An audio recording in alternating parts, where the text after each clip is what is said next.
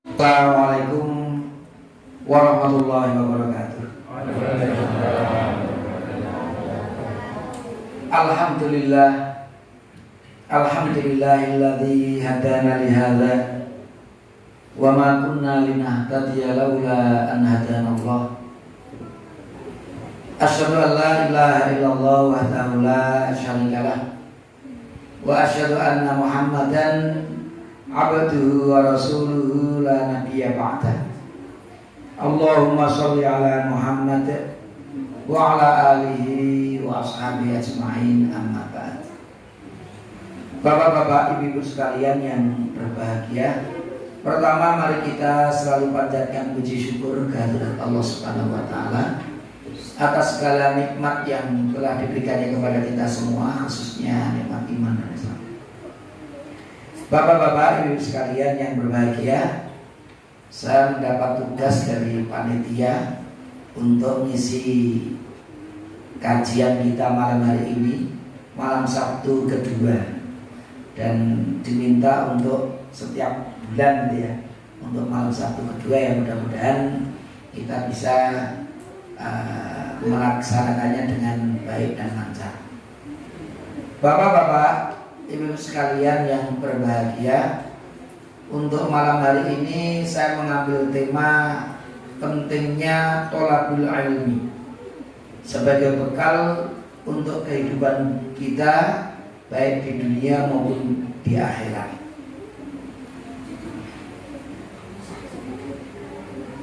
Bapak-bapak, ibu sekalian yang berbahagia, di dalam thalabul ilmi ini yang paling penting nomor satu adalah kita hadirkan niat.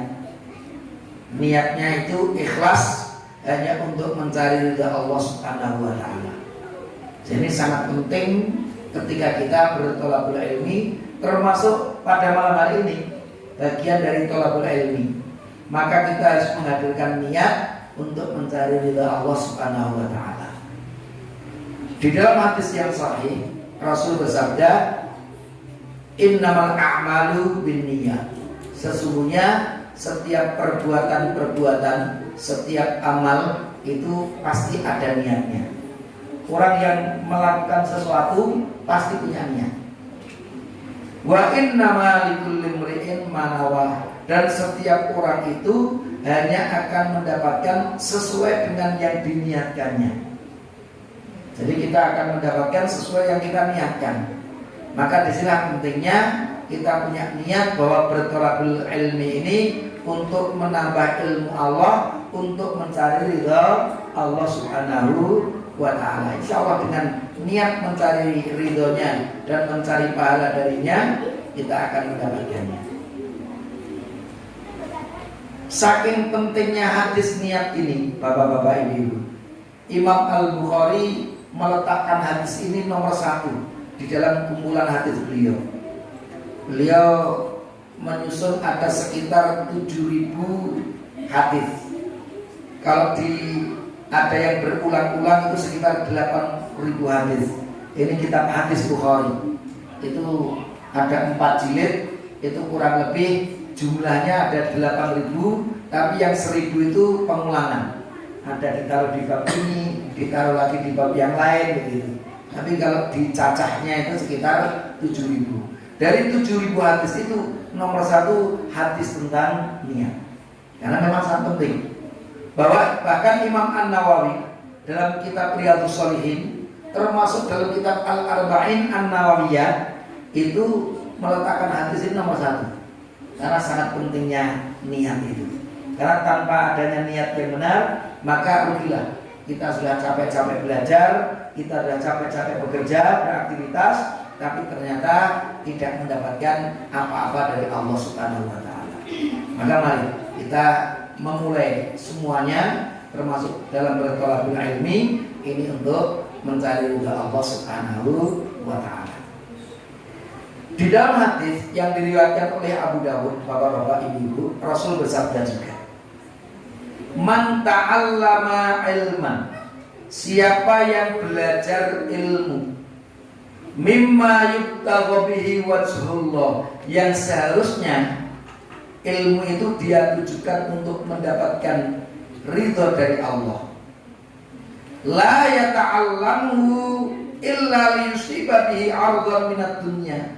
Tapi dia ketika mempelajarinya itu hanya sekedar untuk mendapatkan kepentingan-kepentingan dunia, supaya iso kerja, supaya iso dapat jabatan, pokoknya hanya untuk kepentingan dunia. Lam yajid arfal jannati yaumal qiyamah, maka dia tidak akan merasakan baunya surga di hari kiamat.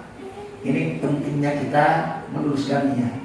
Kalau niat kita hanya untuk kepentingan dunia, ya boleh tentunya toh, tapi akhiratnya nol, kita nggak mendapatkan sama sekali. Maka mari kita benar-benar memulai segalanya, aktivitas kita termasuk thalabul ilmi kita ini dengan mencari ridho, mencari pahala dari Allah Subhanahu wa ta'ala. Bapak-bapak ibu sekalian yang berbahagia, thalabul ilmi, mencari ilmu itu perintah agama. Jadi kalau perintah itu, kalau para ulama usul fikih mengatakan al aslu fil amri lil wujub. Asal dari perintah itu menunjukkan wajib. Allah berfirman, aqimus sholat, dirikanlah sholat. Sholat itu hukumnya wajib. Wa atuz zakat, dan keluarkanlah zakat.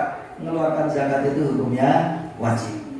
Maka di sini ada perintah juga, wa qul rabbi zidni ilma. Katakanlah ya Muhammad, wahai Rabbku, tambahkanlah kepadaku ilmu. Zidni ilma, tambahkan kepadaku ilmu. Menuntut ilmu, bapak-bapak, ibu-ibu, itu hukumnya wajib. Jadi masing-masing kita ini punya kewajiban untuk menuntut ilmu. Tapi kalau dilihat dari hukumnya, ada dua macam hukum menuntut ilmu itu.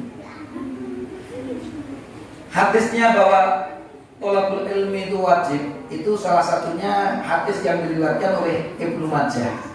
Rasul bersabda, thalabul ilmi, menuntut ilmu itu fardhun, fardu.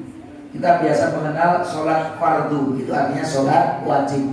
Jadi fardun itu wajib, fardhun itu wajib hukumnya, ala kulli muslimin, untuk setiap muslim.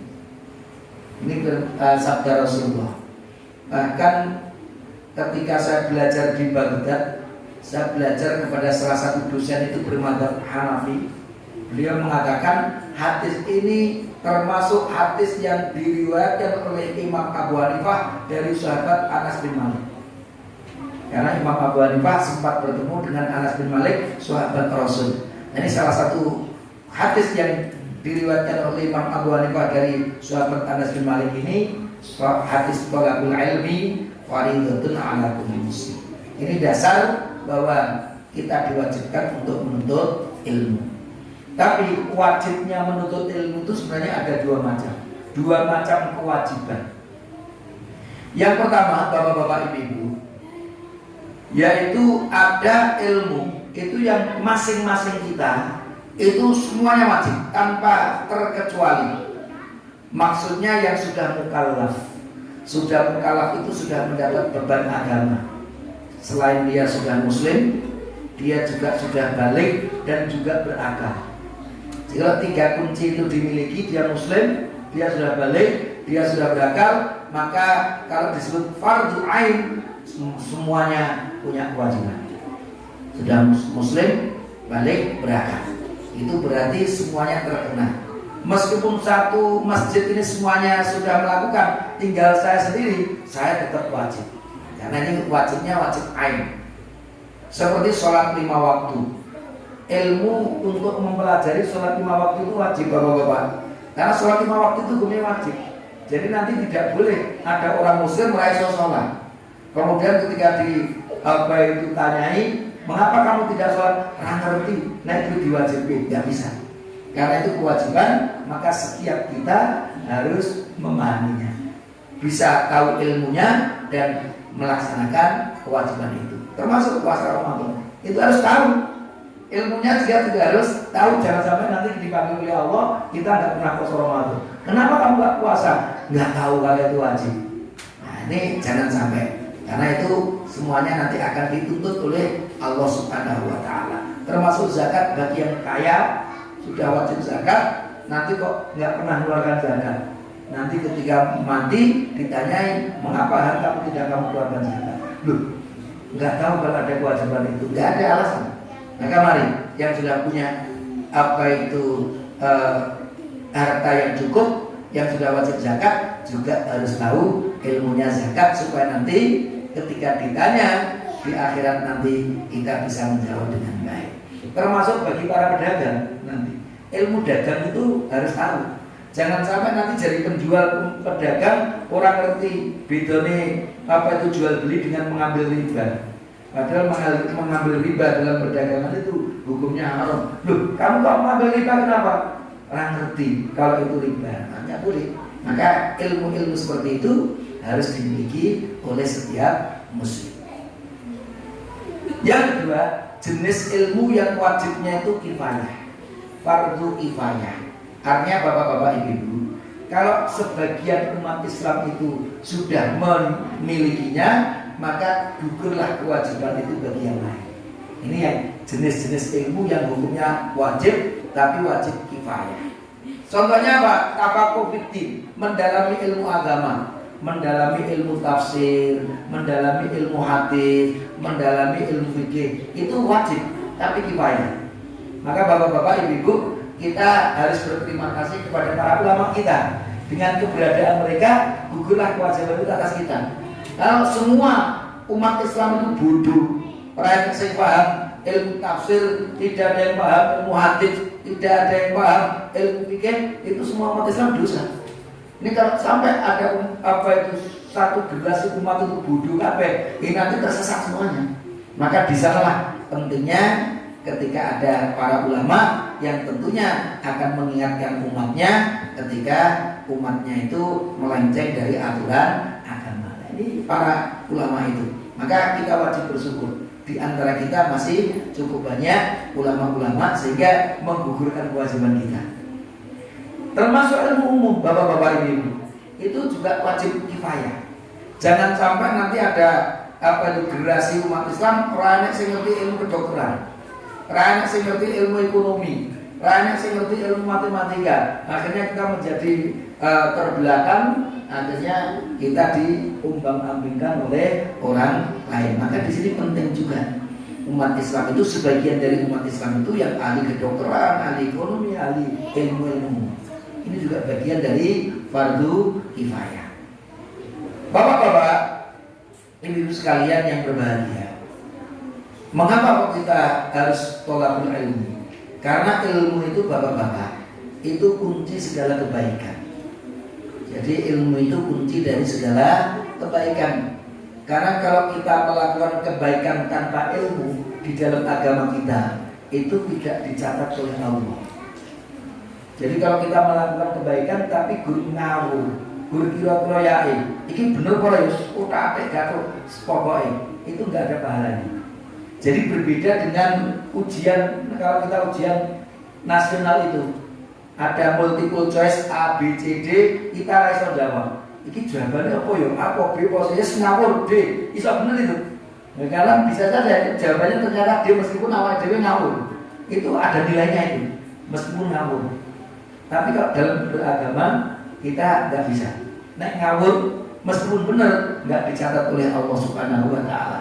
Jadi amal yang benar yang didasarkan ilmu itulah yang akan dicatat oleh Allah Subhanahu Wa Taala.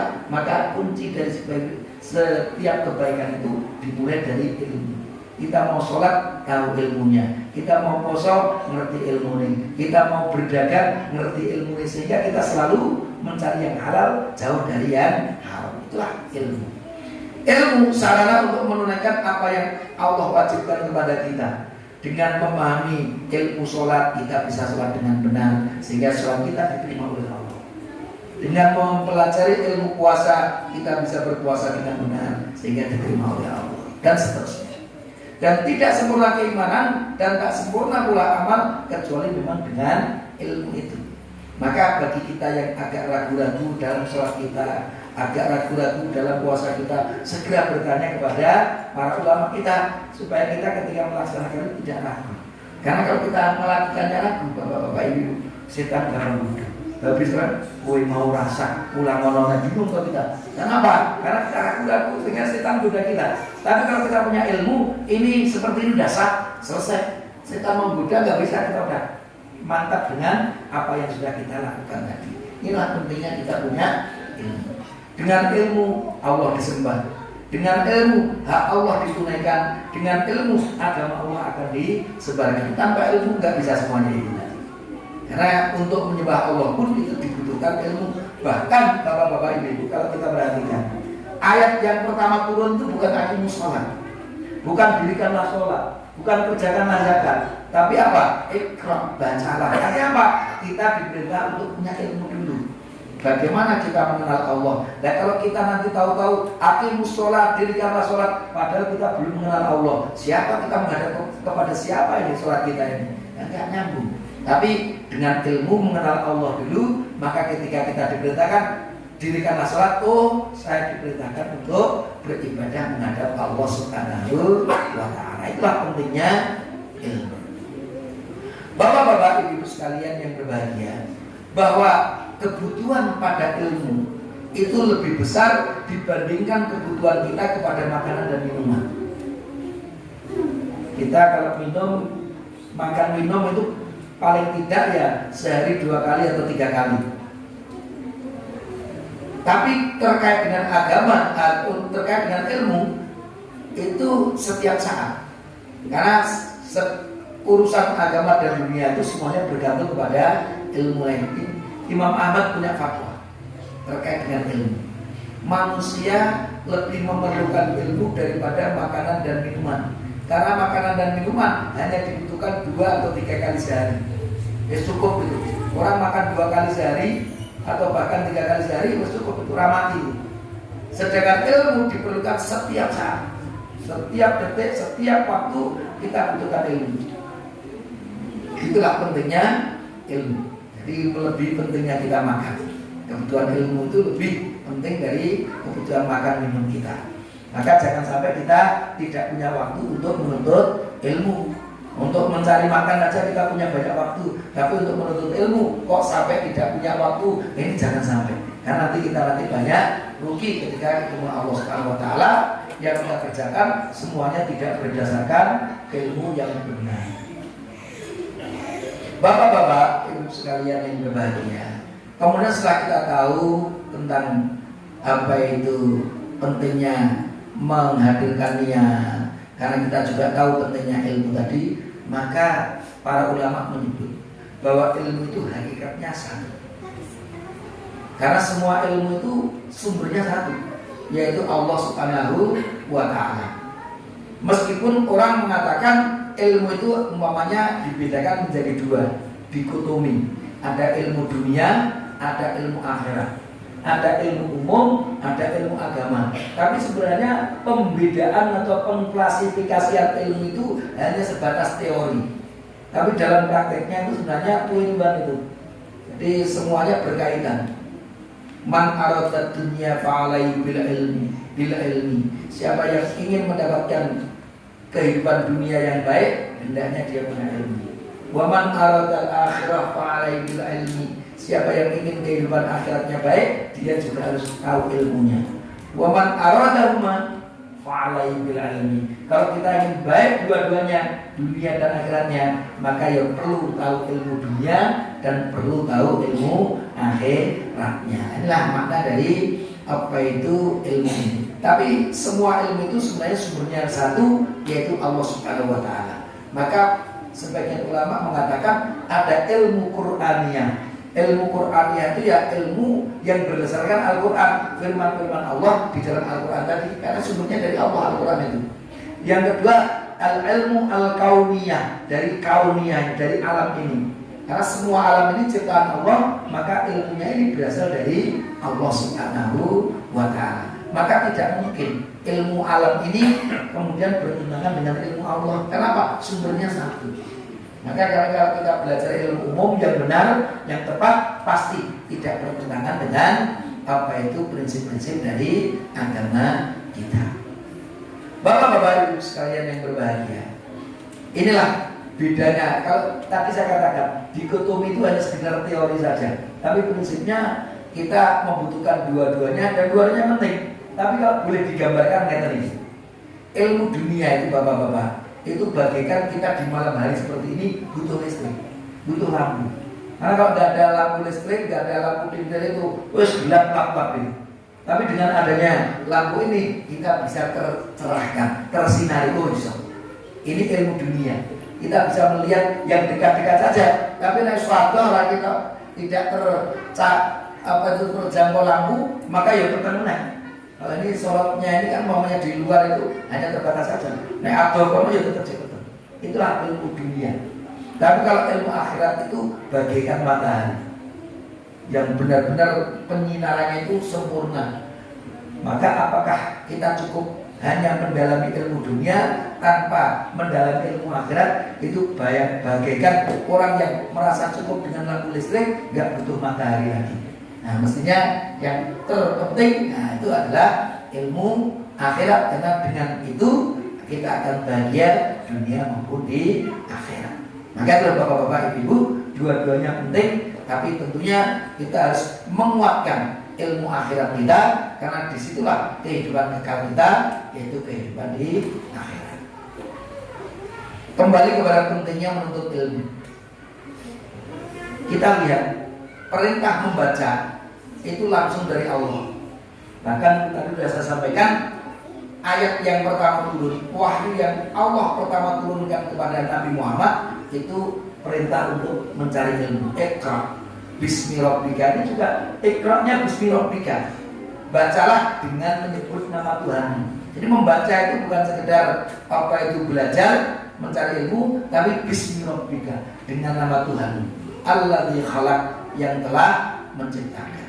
Jadi digambarkan orang-orang yang apa itu ketika tolakul ilmi ini mengatasnamakan Allah dengan orang yang hanya ilmuwan biasa saja, itu bedanya nggak. Umpamanya seseorang meneliti, ini kok ternyata telur itu bisa netesin, ternyata dingkrami sama apa itu induknya.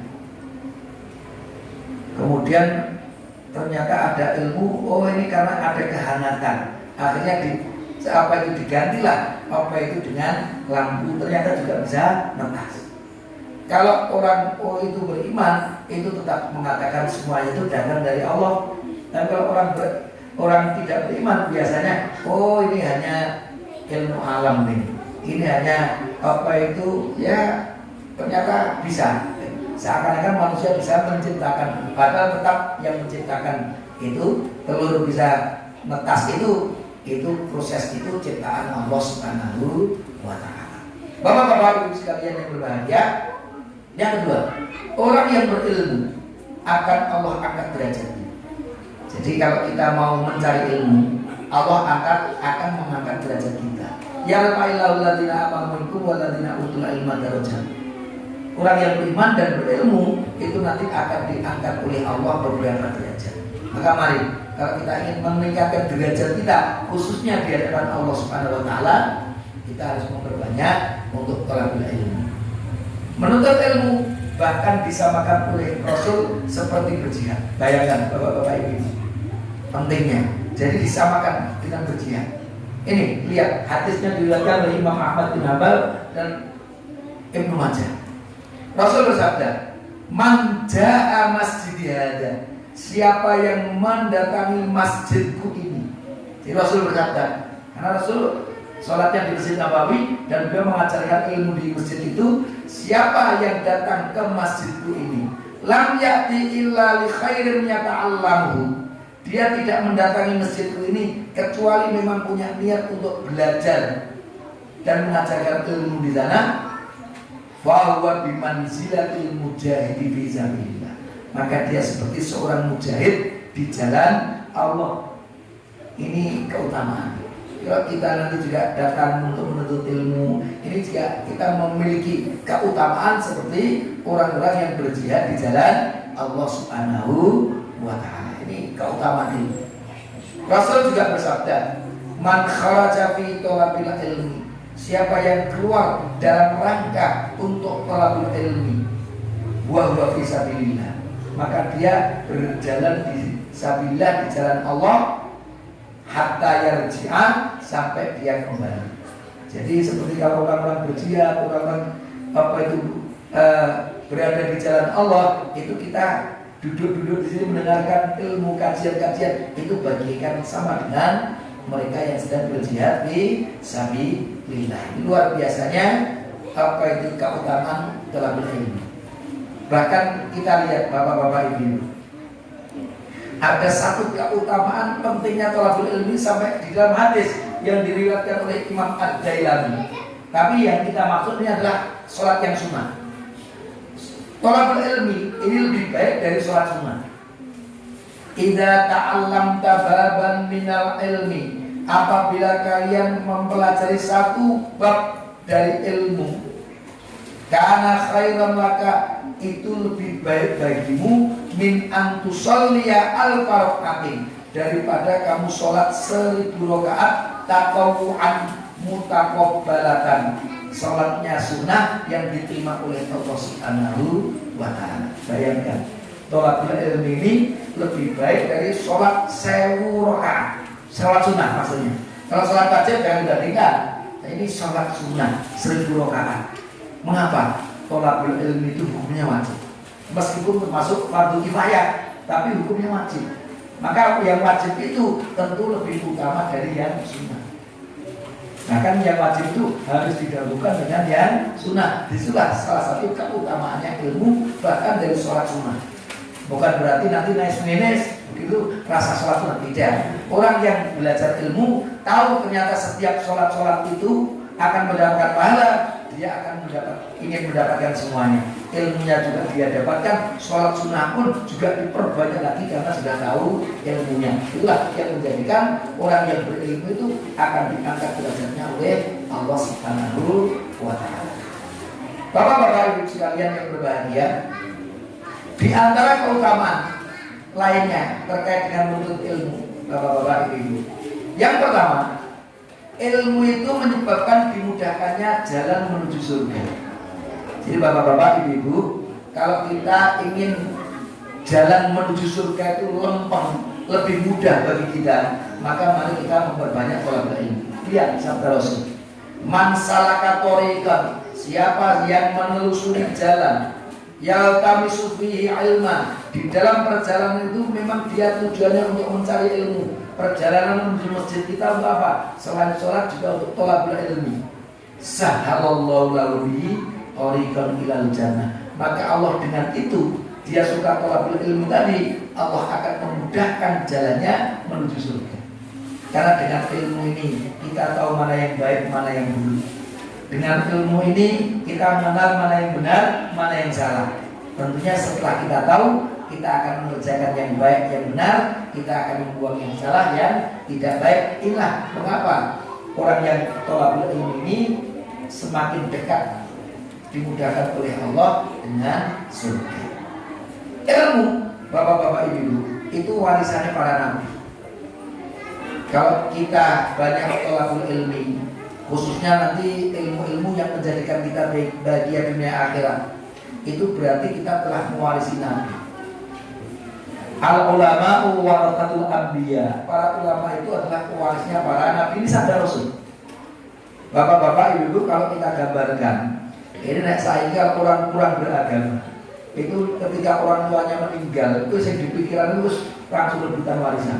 Maka seringkali terjadi keluarga itu ribut-ribut, kenapa? Rebutan warisan. Masih nenengan silaturahmi putus apa? Gara-gara rebutan warisan. Padahal Rasul itu punya warisan yang luar biasa hebatnya. Yang diwariskan kepada kita apa? Al-Quran, As-Sunnah. Itu kumpulan sumber ilmu itu dari Al-Quran dan hadis itu. Nah kita itu kok rebutan, itu bayangkan dulu. Itu kan gila. Nah kok dunia aja berebutan nih, harta dunia tadi sampai nenengan ya. Ini kalau untuk ilmu akhirat ini kok kita tidak sampai berebutan, maka ya kita kurang memahami nanti. Karena yang diwariskan oleh Rasul itu justru apa? Bukan dinar, bukan harta, tapi Al-Quran dan Sunnah, yaitu al-ilmu.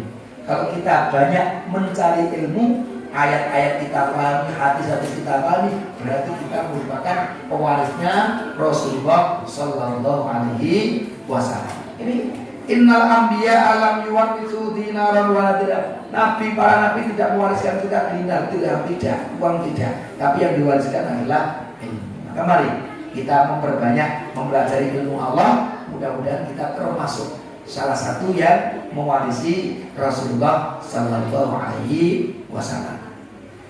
Ilmu, bapak-bapak, di antara keutamaannya akan kekal dan akan bermanfaat bagi pemiliknya walaupun dia telah meninggal. Kalau seorang manusia itu sudah mati, maka terputusnya amalnya. In qata'a amaluhu illa min salatin. Hanya ada 3 yang ketika kita sudah meninggal itu masih bisa bermanfaat bagi kita. Apa itu? Yang pertama, sedekah jariyah, sedekah jariyah. Yang kedua, yang tema kita, ilmin yuntafa'u bihi, ilmu yang bermanfaat. Atau yang ketiga, waladin sholihin yad'ulahu, anak yang soleh yang mendoakan orang tuanya yang sudah meninggal.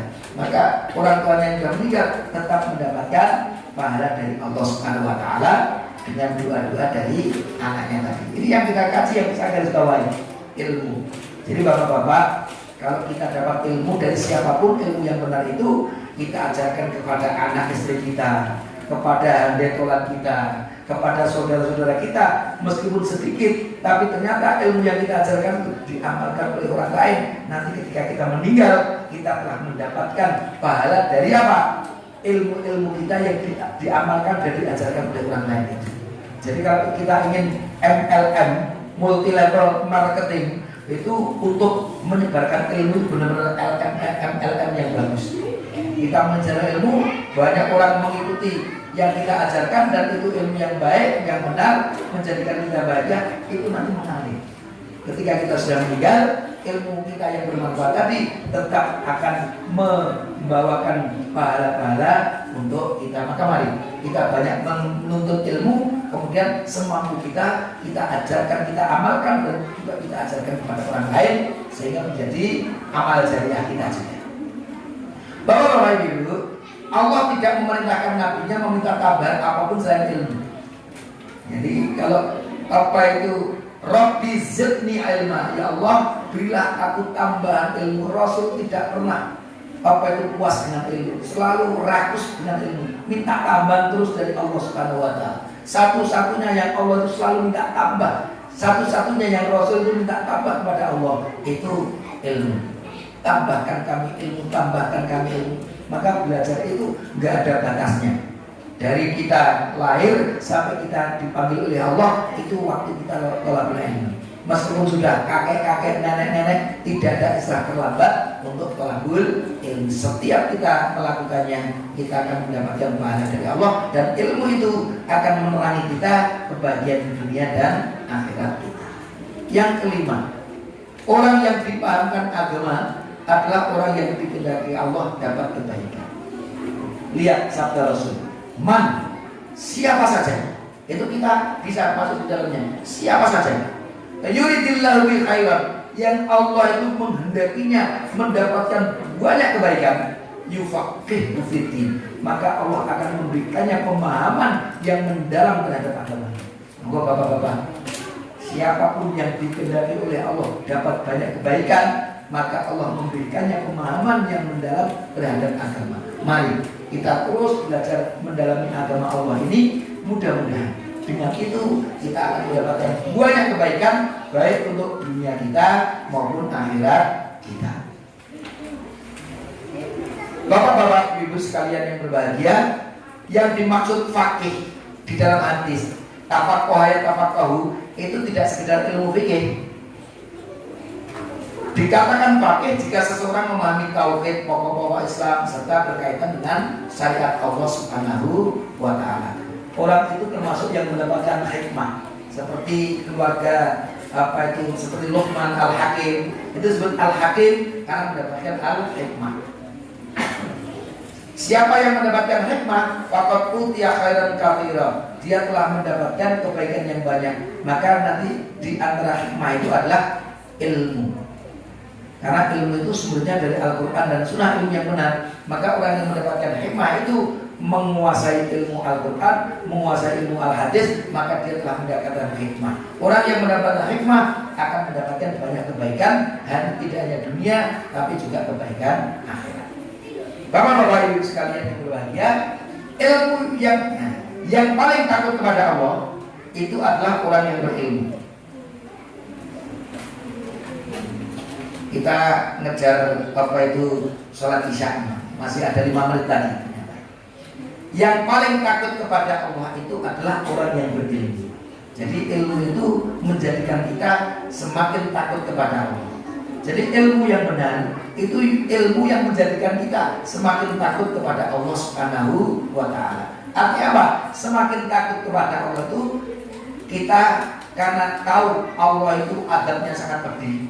Nek mlebu nang neraka itu yo luar biasa beratnya. Dengan adanya adab Allah ini kita takut. Sehingga orang-orang yang takut kepada Allah itu dengan rasa takutnya yang kuat itu dia akan selalu taat kepada Allah Subhanahu wa Ta'ala. Maka innama yasyallah, sesungguhnya yang benar-benar takut kepada Allah itu dari hamba Allah itu al-ulama. Mereka lah yang punya ilmu. Jadi bukan harus kiai haji, tidak. Kita yang memiliki ilmu-ilmu penting, ilmu-ilmu tentang rukun Islam, rukun iman yang diwajibkan kepada kita itu kita tahu semuanya. Ini kita bagian dari orang yang tahu ilmu. Dan dengan itu orang kalau harus ngerti pentingnya sholat, pentingnya ibadah, ini kalau meninggalnya sulit. Mengapa? Karena tahu pentingnya dan tahu bahayanya kalau kita meninggalkan ibadah-ibadah yang diwajibkan oleh Allah Subhanahu wa Ta'ala. Itu gambarannya bapak-bapak, ibu-ibu. Itu umpamanya anggap saja ya. Contoh umpamanya makanan-makanan yang tidak sehat. Itu kalau kita orang awam sing penting kan enak. Kolesterolnya tinggi, seramutin kita. Wis pokoke panganan itu dipangan ya sehat. Terus ya serapopo kok makan ya santai-santai saja. Itu karena kita memang awam di bidang ilmu gizi. Tapi kalau orang itu ahli di bidang gizi, Bapak-bapak, ilmu kesehatan, ngerti, oh ini kolesterolnya tinggi, nanti dalam jangka waktu tertentu, nanti jantung kita bisa rusak, paru-paru kita juga. Sehingga orang yang tahu ilmunya itu hati-hati. Karena tahu, efek sampingnya tahu, maka dia hati-hati. Kalau kita orang yang fokus, pokoknya enak lebih kabeh. Tapi kalau orang yang ahli di dalam gizi itu, hati-hati. Oh ini jangan gulanya oke, nanti bahaya. Ini hati-hati, ini berbahaya. Pasti akan lebih berhati-hati supaya apa? Efek negatifnya itu tidak terjadi. Itulah pentingnya. Semakin kita tahu banyak ilmu, kita akan terhindar dari efek-efek negatif dari keburukan. Itulah pentingnya bapak-bapak. Karena berarti kalau orang itu hanya tahu teori, tapi teori itu tidak dipraktekkan, dia tidak termasuk ulama. Jadi ulama ya guru ngerti apal Quran, ngerti teori-teori yang benar, tapi ternyata dia hanya apa? Hanya memberikan titipan-titipan. Dia tahu ini salah ini benar, tapi mengapa kok dia ambil yang salah? Karena kalau yang salah dia mungkin dapat persekong. Ini dia mengatakan benar, nanti dia artinya orang-orang yang punya teori ilmu yang baik, tapi ternyata ilmunya tidak dipraktikkan. Ini hati-hati, ini juga bisa menjerumuskan kita ke neraka. Bapak-bapak, ibu-ibu. Maka orang-orang yang menyadari pentingnya ilmu, sehingga dengan ilmu itu dia tahu mana yang benar, mana yang salah. Kemudian dengan pengetahuan itu dia ingin selalu mencari kebenaran atau berjalan di tempat yang benar dan selalu menghindari yang salah. Itulah orang-orang yang disebut para ulama. Orang yang mengamalkan ilmu akan terhindar dari neraka. Ini firman Allah dalam surah Al-Mulk. Orang-orang yang di neraka itu ditanya, kenapa kok kamu itu masuk neraka? Kok sampai kok ya cerdas kok bisa? Kok ya profesor dokter lu? Kenapa kok ngasih masuk neraka? Qalu law kunna nasma'u aw naqilu ma kunna fi ashabis sa'id. Mereka yang di neraka itu mengatakan, sekiranya dulu aku mendengar atau memikirkan peringatan itu yang berasal dari Al-Qur'an, niscaya tidaklah kamu termasuk penghuni neraka. Banyak orang-orang cerdas ilmu umum, tapi dia tidak mau belajar agama, dikandani sing bener iki mayel. Akhirnya nanti masuk neraka, dia nanti ketika ditanya, mengapa kok masih masuk? Dulu karena saya tidak mendengarkan peringatan-peringatan dari para ulama rumangsane wis pinter dhewe, naudzubillahi min dzalik.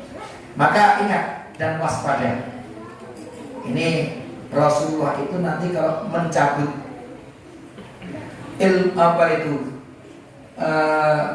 ilmu itu bukan ilmunya dicabut oleh Allah, tapi para ulama nanti mati satu persatu, kemudian muncullah orang-orang yang bodoh. Kalau sudah tidak ada ulama lagi, semuanya bodoh-bodoh, semuanya sesat dan menyesatkan. Ini nanti menjadi kiamat sebelum datanya kiamat. Kalau umat Islam itu bodoh semuanya, tidak ada yang mau tolabul ilmi, tidak ada yang mau menjadi alim ulama. Nanti para ulama sudah berguguran pada wafat, generasinya tidak ada yang melanjutkan.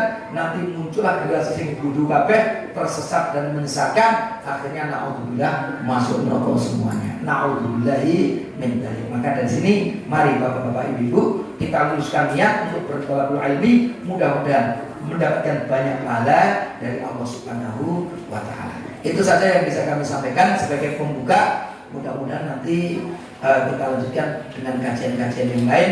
Aku qouli hadza wa astaghfirullah li wa lakum. Wassalamualaikum warahmatullahi wabarakatuh.